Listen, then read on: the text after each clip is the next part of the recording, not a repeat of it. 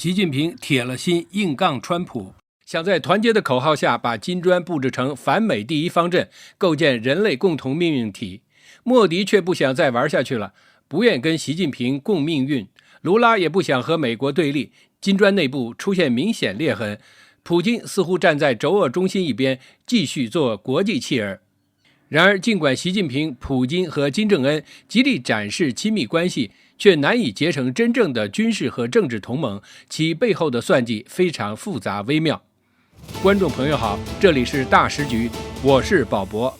北京时间9月8号晚，习近平出席金砖线上峰会，高喊团结，构建人类共同命运体。印度总理莫迪这次好像学乖了，缺席了会议。会议由巴西总统卢拉主持，俄罗斯总统普京、南非总统拉马福萨、埃及总统塞西、伊朗总统佩泽席齐扬、印度尼西亚总统普拉博沃、阿联酋阿布扎比王储哈利德以及印度埃塞俄比亚代表出席会议。习近平声称，在世界百年变局加速演进之际，金砖成为全球南方反对霸权主义、单边主义、保护主义的第一方阵。为了构建人类共同命运体，习近平提出了坚持多边、开放共赢和团结合作等3点建议。蔡奇、王毅参加了线上视频会议。印度是金砖成员国，印度总理莫迪却没有与会，而是派了外交部长苏杰生参加。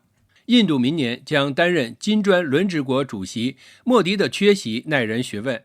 莫迪不久前出席了上合峰会，明显是在向川普总统表达不满。9月5号，美国商务部长明确告诉印度，要么支持美元和美国，要么就得准备好交纳50%的关税。看来莫迪需要更加谨慎行事，在各种利弊中权衡取舍。据巴西《环球报》报道，消息人士透露，各方将讨论扩大金砖内部贸易问题，去美元化议题就在其中，很可能引发美国的制裁。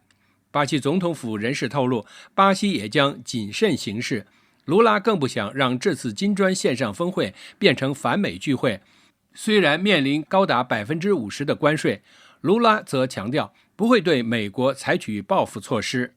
莫迪的缺席和卢拉的表态说明金砖并非铁板一块，其内部已经出现裂痕。在出现明显裂痕之际，铁了心要和美国争夺全球治理话语权的只有习近平，或许还有普京。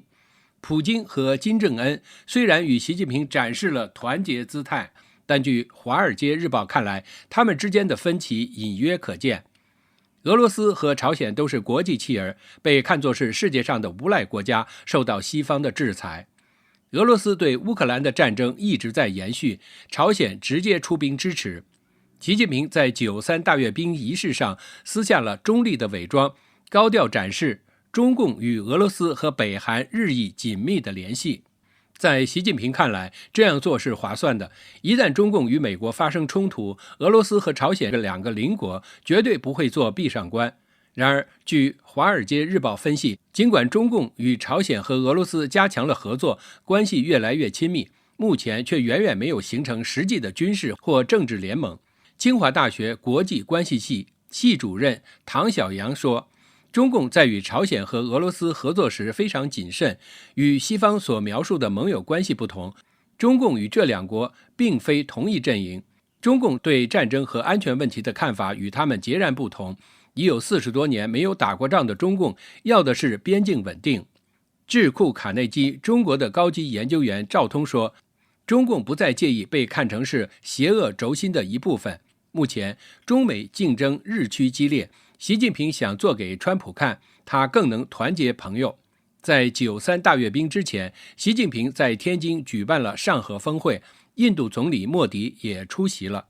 习近平在峰会上提出了全球治理倡议，想借助这个模糊的计划，建立平等和公正的国际秩序，取代美国主导的国际秩序。习近平希望的团结，很多时候是一厢情愿的、不切实际的。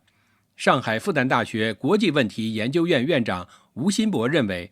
中共和俄罗斯都不希望卷入对方参与的重大冲突。如果中共国因台湾问题与美国发生重大冲突，俄罗斯援助中共的可能性也是微乎其微。中俄仅仅是口头上的好朋友、好伙伴而已，两国永远不会成为盟友。即使习近平与普京和金正恩同框现身，公开向全世界宣告独裁者联盟的诞生，而中共官员依然强调，中共没有向俄罗斯提供实质性的武器，不承认俄罗斯对乌克兰领土的主张，也不支持朝鲜参与俄乌战争。当然，在阅兵式上展示全球最致命武器时，中共官员这些公开言论就变得不值一驳了。伦敦大学亚非学院中国研究院院长曾瑞生认为，金正恩出席北京阅兵式传递了一个信号，那就是中共确实支持了普京和俄罗斯在乌克兰的战争。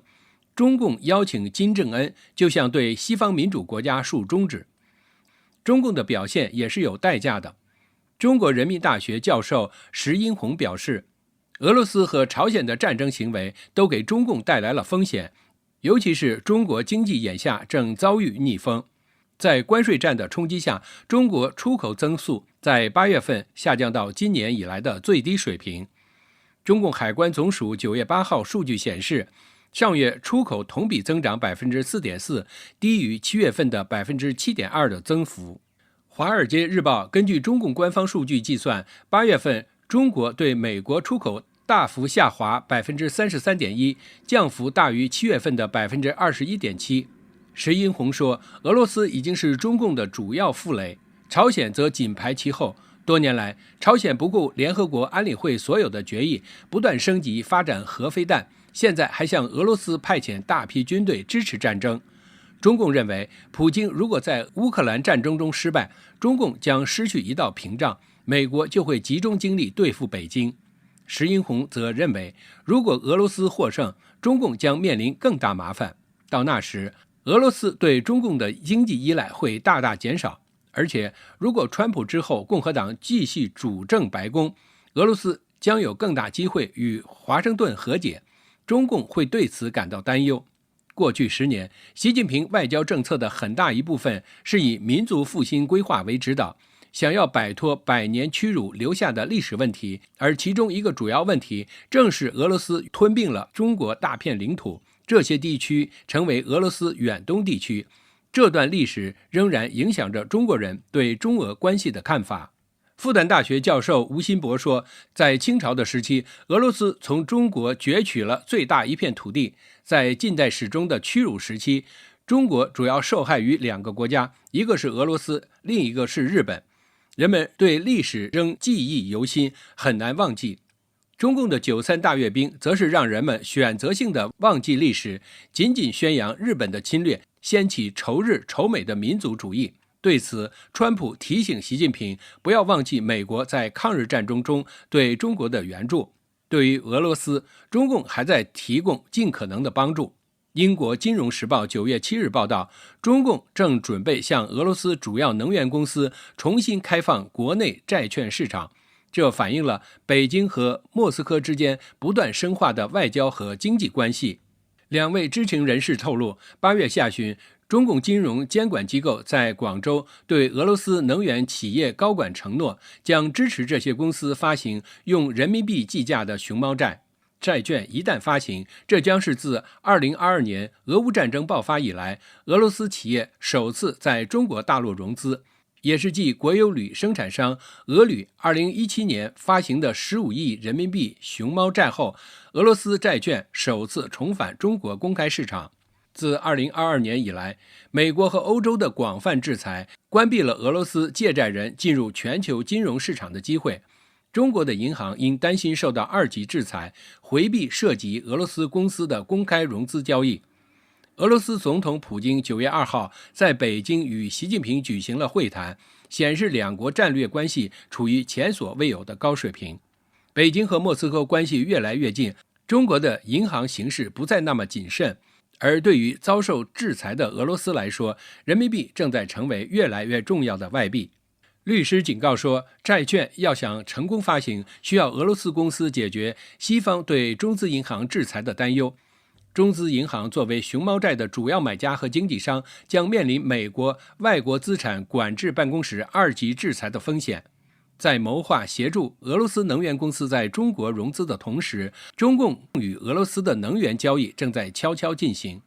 中共正在建立一个系统，定期进口受到美国制裁的俄罗斯项目的液化天然气。据知情人士透露，中国在8月底接收了来自俄罗斯北极 LNG-2 项目的首批海外出口货物后，如今正在进一步接收被列入黑名单的俄罗斯 LNG，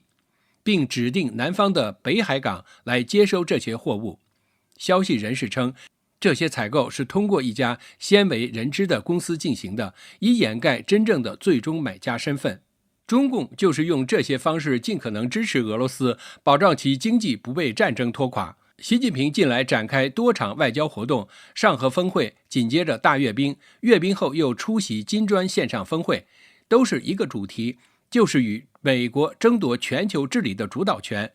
这里是大时局，感谢您的陪伴与思考，请订阅、分享并打开小铃铛，一起在动荡中坚守真相，在黑暗中点燃希望。